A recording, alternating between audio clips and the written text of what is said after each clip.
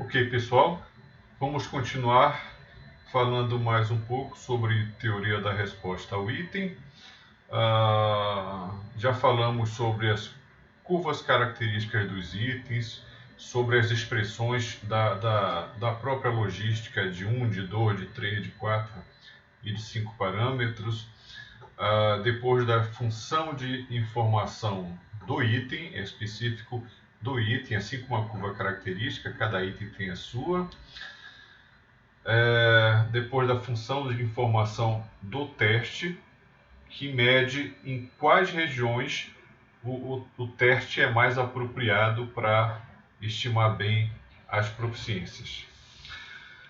No entanto, todo esse primeiro enfoque está muito vinculado à questão de ter itens dicotômicos ou dicotomizados, ou seja, as respostas são certo, errado, sim, não, 0, 1, etc. E nem sempre a gente tem essa situação. Muitas vezes nós queremos ter uma modelagem efetivamente para cada item, porque ele acaba gerando muito mais informação para a gente. Então, esse caso anterior apresentado foi o modelo logístico de 3 parâmetros. Ele tem essa cara aqui para probabilidade de responder corretamente ao item. Tá? Bom, se essa é a probabilidade de responder corretamente ao item, 1 menos isso é a probabilidade de responder de forma incorreta. Então, se eu fizer 1 menos isso, vai dar essa curva vermelha aqui. Ela é o complemento com relação a 1. Então, isso aqui mostra que eu tenho duas categorias, a certo e a errado, cada um tem uma curva. Embora o nosso primeiro contexto foi apresentar apenas a curva associada à resposta correta. Então, nesse exemplo, nós temos os 3 parâmetros, o parâmetro de discriminação A igual a 2,5, B igual a 1,2 e C igual a 2. O C aqui é a assíntota, é o valor bem à esquerda, ou seja, indivíduo de baixa proficiência, estão lá pelo menos 2, menos 3 dos padrões, respondem ao item responde corretamente ao item com essa probabilidade. Então está muito associado ao acerto ao acaso, ou seja, por chute. Tá? Então nós temos aqui as categorias P1 de acerto e P0 de erro. Ok? Bom, a gente tem um arquivo em que isso está sendo mostrado, que está nesse endereço www.wellington.fpa.br/arquivos/tri cci.clsx. Sugiro que vocês verifiquem lá, que tem um pouco mais sobre as curvas características dos itens e também tem função de formação do item, função de formação do teste e tem os modelos também que a gente vai ver daqui a pouco. Tá? Modelo de resposta nominal. Quando foi feita essa proposta em 72, é porque na verdade a gente queria que cada curva, cada alternativa ABCDE tivesse uma curva. Tá? Então, esse foi o contexto. Então, nesse exemplo, a gente tem aqui 4 categorias que vão ter as suas 4 curvas. Categoria da curva do nível 1, tá? Digamos alternativa A, depois em rosinha da 2, nível categoria B, depois 3, C e a última, digamos D, como se essa aí fosse a categoria correta. Ou seja, a última, essa daqui, indica que quanto maior a proficiência, maior a probabilidade de responder corretamente. Indivíduos que estão acima de 2 desvios padrão vão responder prioritariamente a essa categoria, a vermelha. Tá? Indivíduos que estão, se a gente fizer aqui, olha, de menos 1, onde as curvas se cruzam, até 2, a probabilidade maior é deles irem nessa categoria P4 aqui. Na verdade, a P4 é preta, P3 é a vermelha, P2 é a rosa, essa aqui, azul, é a P1. Tá? Percebam o seguinte, esse modelo, primeiro é bom a gente entender bem a figura e depois que a gente vai para a fórmula. Antes eu tinha um único A, um único B, pensando apenas na proporção de respostas corretas, e tinha o C. Nesse modelo de resposta nominal, não foi adotado o C, porque toda essa informação vai estar indo para as categorias. E aqui a gente tem, sendo 4 categorias, 4 valores para A e 4 valores para B. Tá? Isso é uma coisa extremamente importante de se considerar. Tá? Então, em termos de interpretação, está muito voltado para isso. Olha, pessoas nesse intervalo daqui em diante vão nessa categoria, no caso a vermelha, a P3. É como se fosse A, B, C e D, e o gabarito seria o C. Tá? Seria o C, que é essa vermelha. Muitos programas eles transformam do ABCD para 1, 2, 3, 4. Então é muito comum a gente ter também a representação de categorias como P1, P2, P3, P4. Então nessa modelagem a gente vai ter 4 parâmetros de A e 4 parâmetros de B, nesse caso. Existem duas formas de fazer essa representação da equação propriamente. Mas basicamente é isso. Ela carrega uma similaridade enorme com relação à primeira expressão, só que lá só tinham 2 categorias, no caso do modelo logístico. Então é um certo valor sobre a soma dos valores, porque aí, quando eu fizer a soma dessas probabilidades, vai dar 1. Então isso aqui é o parâmetro do item I, categoria S. S vai ser 1, ou 2, ou 3, ou 4. Aqui vai a proficiência do indivíduo, e aqui é o B do item I, categoria S. Então, é essa probabilidade, é essa aqui a função de resposta, no caso do modelo de resposta nominal, que a gente quer que cada alternativa tenha uma curva associada. Tá? É muito comum, quando a gente pega dados efetivamente, a gente verifica, a gente plota os gráficos considerando o modelo de resposta nominal. Por quê? Porque a gente já espera que a categoria que sobe, a última, tá? Percebam que uma desce, tá?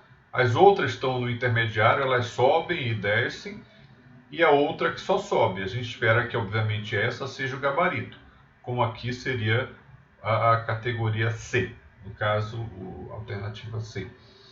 Tá? A gente faz isso até para checar se efetivamente é isso que está ocorrendo. E mais, se eu tiver 2 alternativas equivalentes, as 2 curvas vão estar uma em cima da outra. Então isso mostra também o quanto eu estou precisando melhorar meu item. Olha, tem 2 alternativas equivalentes aí, então é importante eu ter diferenças nessas curvas, até porque cada uma vai dizer para mim, vai dar uma informação.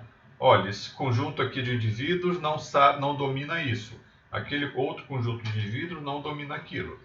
Então é importante a gente ter diferenças entre essas categorias. E mais ainda nessa questão da probabilidade. Nesse caso, até o -3, é muito mais provável deles irem na categoria 1. De 3 até -3 a -1, o mais provável é deles apresentarem resposta na categoria 2, a rosinha. De -1 até 2, onde se cruzam aqui, o mais provável é que eles vão na categoria preta, como se fosse a alternativa C, P4. E os que estão acima de 2, esse o mais provável mesmo é que vão na categoria 3, que é a vermelhinha. Então, esse tipo de de interpretação é muito legal na hora das aplicações. Tem um outro modelo parecido em termos de curva, que é o modelo de resposta gradual. Ele é aplicado quando as minhas respostas têm gradação, e é muito usado em escalas Likert. Ele foi proposto em 69, as categorias são ordinais, ou seja, com a alternativa 1, digamos, ela vale menos que a alternativa 2, que vale menos que a alternativa 3, que vale menos que a alternativa 4, por exemplo. Tá? Então, as escalas de Likert, elas são, normalmente, tem várias categorias que se julga que elas são equidistantes. Então, por exemplo, vai do discordo completamente até o concordo completamente.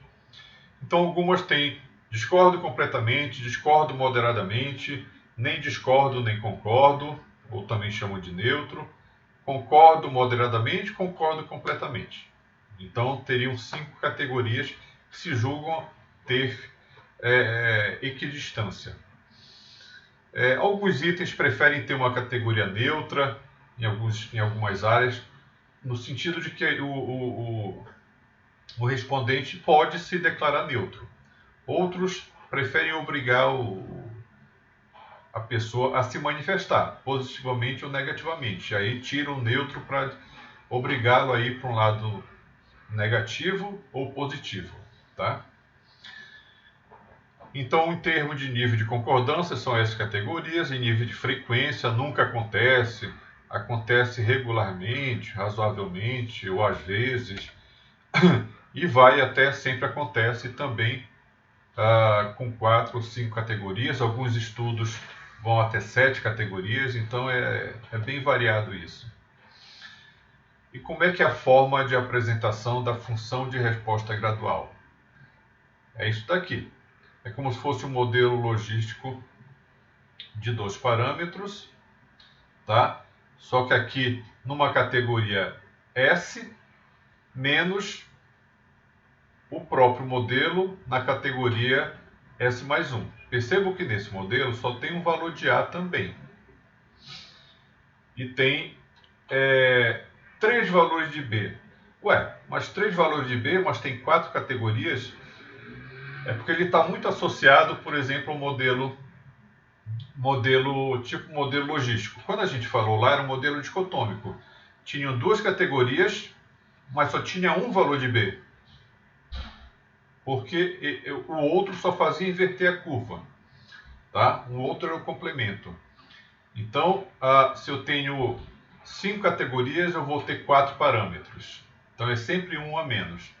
Tá? Por isso que aqui eu tenho 4 categorias, que foi denominado de P0, P1, P2, P3.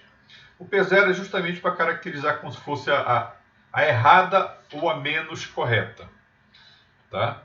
E vai até, se tem K categorias, vai até K-1. Ou M categorias, muitas vezes, M-1. Tá? Tem uma propriedade bem importante nesse modelo, é que os Bs das categorias iniciais, eles são pequenos comparados da categoria maior. Então, ele sempre vai aumentando os valores de B. O próprio modelo impõe isso.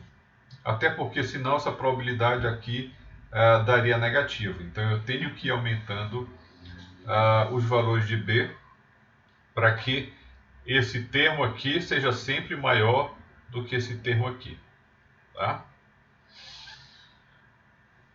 Ok? Então a gente já viu o modelo logístico, tá? Que pode ter vertente de 1 a 5 parâmetros. Tem um modelo de resposta nominal, tem um modelo de resposta gradual. Mas existe uma quantidade razoável de variações desse modelo. Tá? Existe o modelo de crédito parcial, que é um modelo de resposta gradual sem o parâmetro de discriminação A. Ou seja, como se todos os A's fossem iguais a 1. Aí vira um modelo de crédito parcial. Então, é um submodelo. Modelo de crédito parcial generalizado, tá? Modelo de resposta gradual com parâmetro de discriminação com uma certa estrutura. Tá? Existe um modelo de resposta de escala gradual, onde o meu parâmetro B ele se decompõe em uma característica do item e outra característica efetivamente das categorias. Essas categorias são as mesmas para todos os itens do instrumento. Então são casos bem menos aplicados e tem aplicação, mas são mais específicas. Portanto, a gente vai ficar nos modelos básicos aí, modelos principais. Tem modelos muito mais complexos, para exemplificar esse daí. Esse se chama modelo de desdobramento. E a gente viu que todas as curvas até agora, elas eram monotonicamente crescentes, ou seja, sempre ia lá do 0, ia lá para o 1.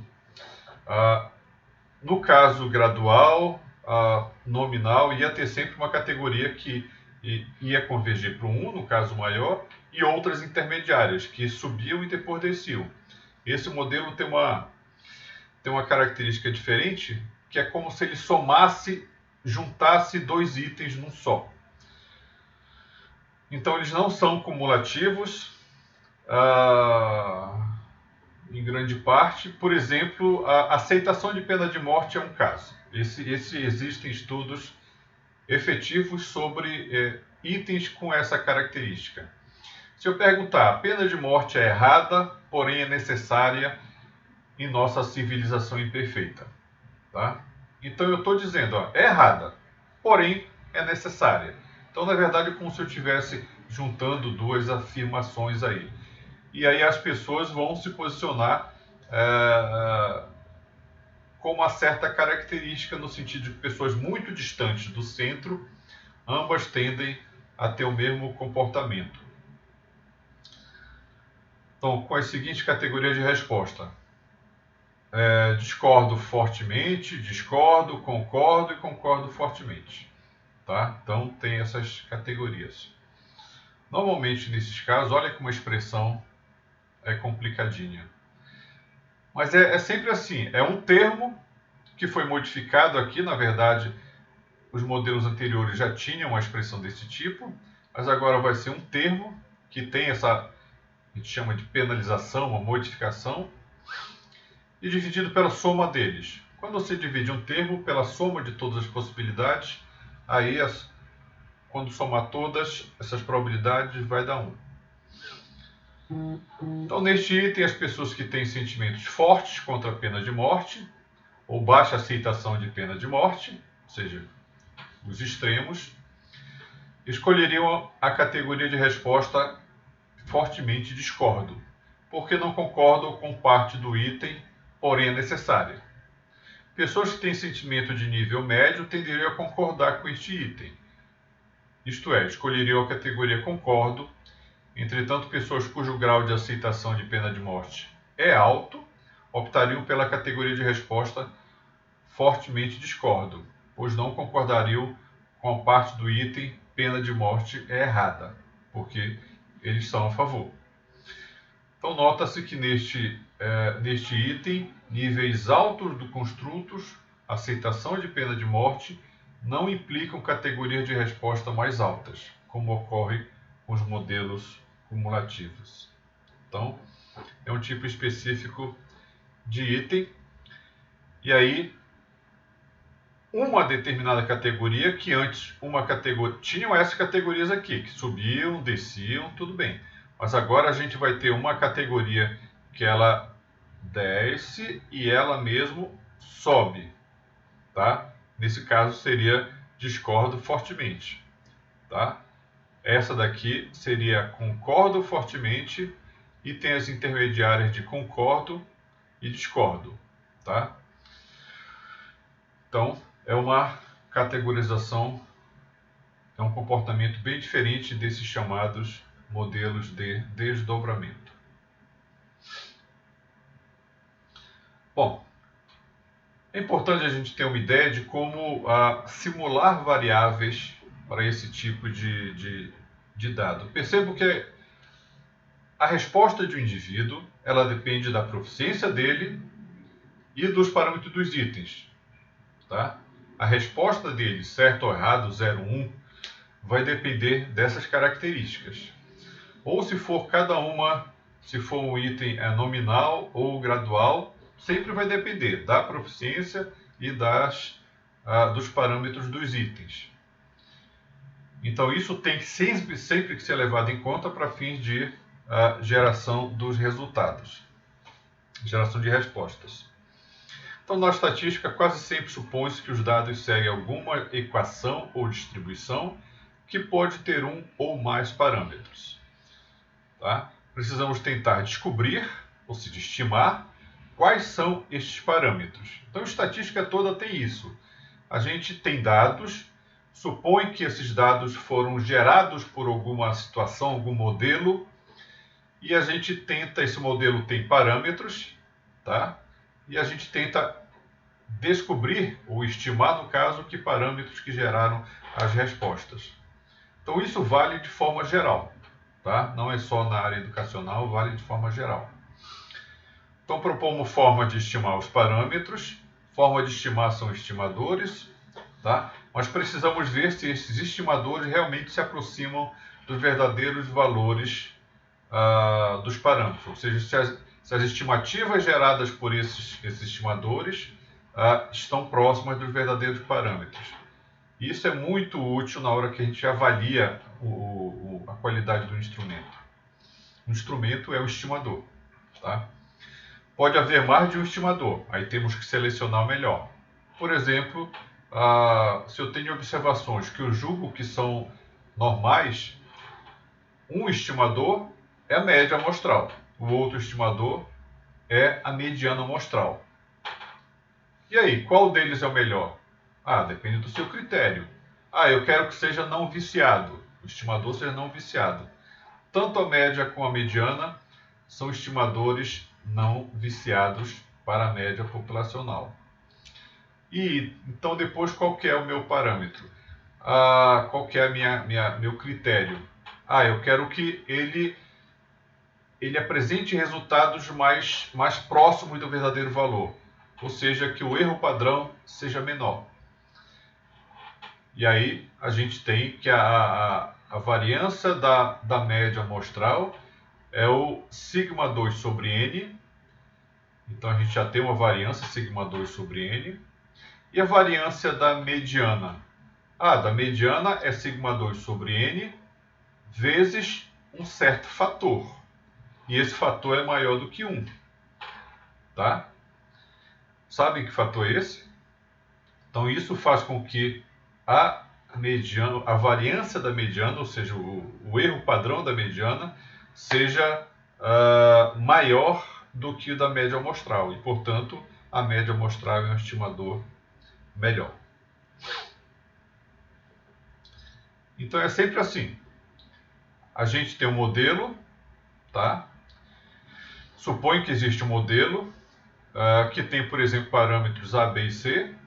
A gente coleta dados e diz, bom, eu sei que esses dados provêm de alguma estrutura que tem esses parâmetros A, B e C. Então eu tenho que arrumar estimadores para me devolver esse A, B e C. Então será que os estimadores conseguiram reproduzir valores próximos dos parâmetros? Para sabermos isso, temos que conhecer os parâmetros inicialmente, ou seja, simular os dados.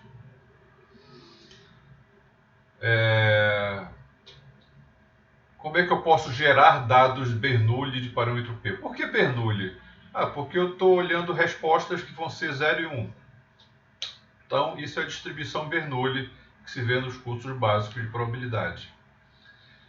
Então, os programas geram valores que, na verdade, são pseudo-aleatórios, né? Porque não são, tem uma estrutura lá. E esses valores são uniformes, variáveis aleatórias contínuas uniformes 0, 1. Então, para construir uma variável Bernoulli, tá, com parâmetro P, ou seja, nós queremos a probabilidade de sucesso, que é 1, seja P, e de fracasso seja 1 menos P. É como se fosse a resposta da prova. Tá? Então nós temos que gerar uma uniforme contínua e adotar a seguinte regra. Se essa uniforme contínua estiver abaixo de P, então eu faço U igual a 1. A minha Bernoulli vai ser 1. Se for maior ou igual que P, que é o caso contrário, vai ser 0. Por que menor que P? Porque o tamanho do intervalo de 0 até P é P, que é a probabilidade de sucesso. Então, isso vai ser x menor que P é equivalente a U igual a 1. São dois eventos equivalentes. Tá? No caso da TRI, a probabilidade P será dada pelo modelo logístico, seja de 1, de 2, de 3 ou mais parâmetros. De forma que haverá um P para cada indivíduo e cada item. Por quê? Porque a resposta de cada item depende da proficiência do indivíduo e depende das características, ou seja, dos parâmetros dos itens. Tá? Tem duas fórmulas, dois arquivos, na verdade, na página www.elitontavares.com, que trabalha toda essa geração de números, de respostas aleatórias. Tem por fórmulas e tem por macro. Elas estão nesse arquivos aqui. trirespostas.xlsx e geradados.xlsm. Então, eu peço para dar uma olhada e ter um domínio maior de geração de dados, até para fazer testes e ver se os programas ou os estimadores estão dando valores próximos do verdadeiro. E o processo de estimação, que todo estatístico tem que ter ideia do processo de estimação, ele é feito por máxima verossimilhança. No caso, um tipo de máxima verossimilhança marginal, que pode ter o apoio da estatística bayesiana, ou seja, você pode atribuir priores para os parâmetros, de forma que evite que as estimativas deem saltos muito altos e até que caiam intervalos não desejados. Por exemplo, o parâmetro de acerto ao acaso é uma probabilidade. Então ele não pode ser menor do que 0, não pode ser maior do que 1. Então ele precisa de uma restrição. Em alguns casos o A deve ser positivo. Então a gente precisa também garantir numa priori que o A seja positivo. E botar nessa priori massa 0 no lado negativo. E basicamente precisamos construir a função de verossimilhança e encontrar os valores que maximizem essa função. Então, nossa função de verossimilhança, na verdade, são essas funções que nós queremos achar o máximo. Então, a gente vai variando A, B e C. Em algum momento, a gente tem um máximo maior do que qualquer outra dessas situações para cada item. E aquele vai ser o nosso conjunto de estimativas para A, para B e para C. E isso é repetido para cada um dos itens. Bom, esse processo é conhecido no conjunto dos estatísticos, a construção da verossimilhança. E para isso nós temos que estruturar o processo. Ou seja, dizer que as variáveis respostas do indivíduo J, item I, vai ser 1 com probabilidade P, PJI, eu inverti a ordem aqui, e 0 com probabilidade 1 menos PJI. Tá? Onde o PJI, só para simplificar a notação, é a probabilidade de resposta correta, dado o conjunto, dada a proficiência e também o conjunto de indivíduo, o conjunto de parâmetros do item I. Tá? A proficiência aqui é do indivíduo J, claro. E já vimos que o I vai ter distribuição Bernoulli com parâmetro PJI. Nós precisamos supor também uma determinada distribuição para a habilidade e proficiência dos respondentes. Em geral, se supõe que a distribuição das proficiências é normal, uma determinada média ou determinada variância. É comum adotar o caso 0,1 e a gente diz que a gente está com uma população de métrica 0,1, de escala 0,1, ou seja, a média 0 e a variância 1. Em geral, a gente fala o desvio padrão. Fica mais fácil da interpretação. A gente precisa supor a independência condicional. Não é independência efetivamente entre as variáveis, mas é uma independência condicional. Ou seja, as minhas respostas só dependem da minha proficiência.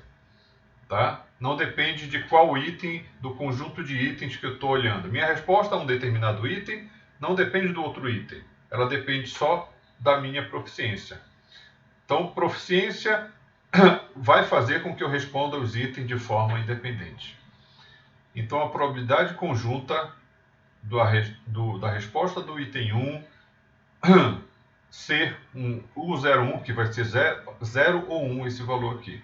Da resposta ao item 2 ser essa daqui, que vai ser o 01. E assim por diante, dada a proficiência, aí é probabilidade condicional mesmo. Isso pode ser escrito como produto das probabilidades individuais.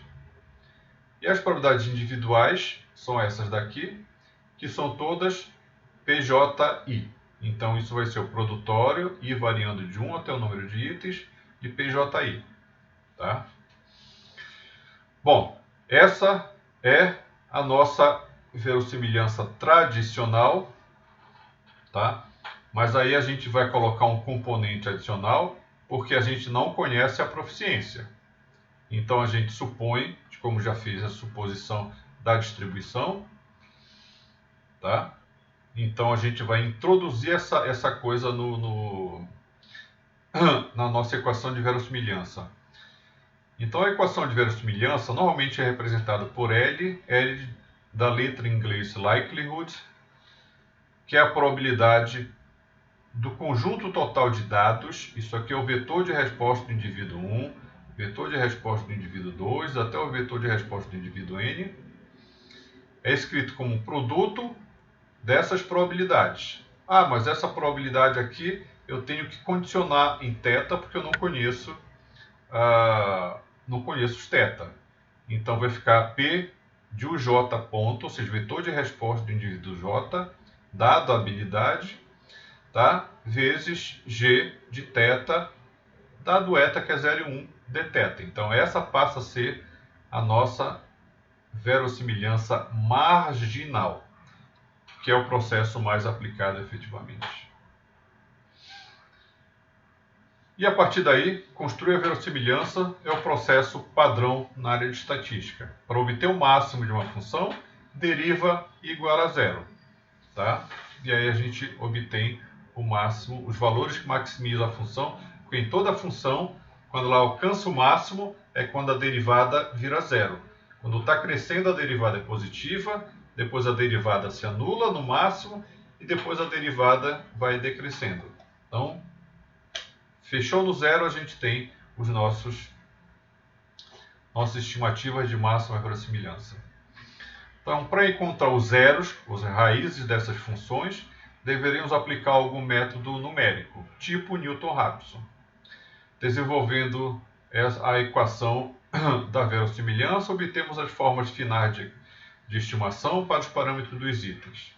Os detalhes podem ser olhados no livro da Tri, Andrade, Tavares e Vale. E aí a gente tem essas equações de estimação. Então, é uma equação tripla que deve ser resolvido de forma toda matricial, porque afinal é um conjunto de equações que a solução, o A daqui está envolvido aqui, está envolvido aqui. O B daqui está envolvido aqui, aqui, aqui. Então está tudo casado aí. Tá? Então é isso aí. Tudo bem? Então essas são as equações de estimação para os parâmetros dos itens. E isso é feito, todos os programas fazem isso daí, obtêm estimativas primeiro dos parâmetros dos itens e depois vão para estimar as proficiências ou habilidades. Nesse caso eu estou chamando os dois casos de proficiência ou habilidade de forma equivalente. Então, baseado na distribuição da habilidade, condicionado ao vetor de resposta do indivíduo J.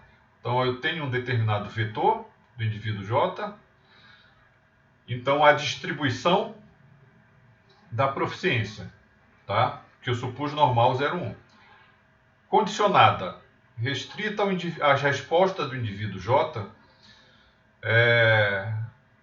essa distribuição, na verdade, é P toda probabilidade dado θ vezes G de θ dθ dividido por uma P de U. Então eu não estou colocando aqui a P de U, então fica só o proporcional. Então, mas basicamente o que interessa é a gente saber que é a distribuição da habilidade restrita ao conjunto de respostas do indivíduo J. E a gente costuma apelidar essa distribuição, para ficar mais simples, de GJ de θ, ou seja, a distribuição do indivíduo θ. Em suma, é o ajustamento da distribuição da habilidade normal 0,1 para ficar compatível com as respostas do indivíduo J. Assim, cada indivíduo passa a ter sua própria função densidade, e a gente tem que, a partir dessa função densidade do indivíduo J, ver qual característica a gente usa para servir de proficiência. Então, como estimador, podemos usar a esperança dessa distribuição ou, eventualmente, a moda dessa distribuição. A moda é o valor que efetivamente maximiza, mas é a esperança que é mais usada porque, na verdade, ela já sai do processo. Quando a gente está estimando o parâmetro de item, a gente já calcula esse EAP aí. Então, ela acaba sendo mantida para fins de estimação das proficiências. Então, o valor esperado de uma variável, tá? Então, essa vai ser a nossa estimativa aqui da proficiência do indivíduo J, já que é o valor esperado, então é integral, porque é uma variável contínua, de θ vezes a distribuição do indivíduo J. Θ vezes GJ de θ dθ. Então, essa é a expressão padrão para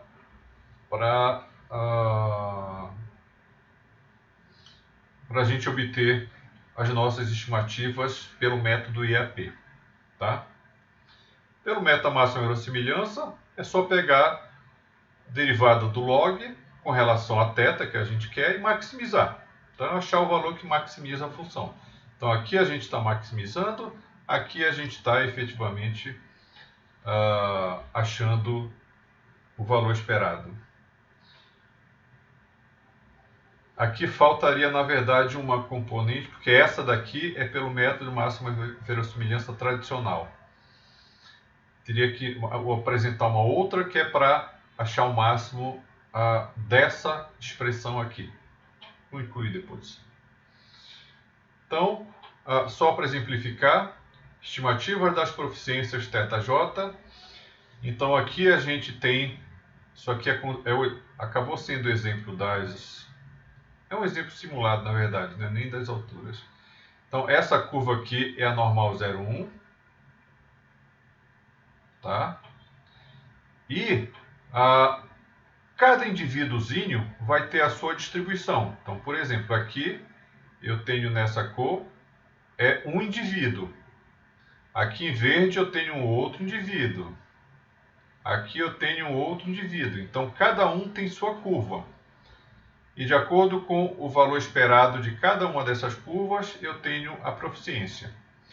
Se fosse o máximo, então a proficiência desse indivíduo era só calcular qual é o valor aqui no eixo do x, sei lá, um pouco à direita de 0,5 negativo, que torna o máximo. Aí esse é o estimador MAP. Tá? Então, para cada um deles seria esse, mas adota-se no geral o EAP. É o valor esperado de cada uma dessas curvinhas que tem aí. Tá? No R, para a gente estimar, a gente já tem no R um vetor de zeros e uns, que é o altura.itens. Então eu vou usar o modelo de 2 parâmetros. Então eu posso dar o nome de mirt.2pl, é só o nome, você podia botar qualquer coisa aí. E aí eu chamo a função mirt, aí abro parênteses, eu ponho depois o arquivo de dados, que já vai estar dicotomizado, e quando não tiver resposta, vai estar em NA. Tá? Vai ter NA, não vai estar 9, vai estar em NA.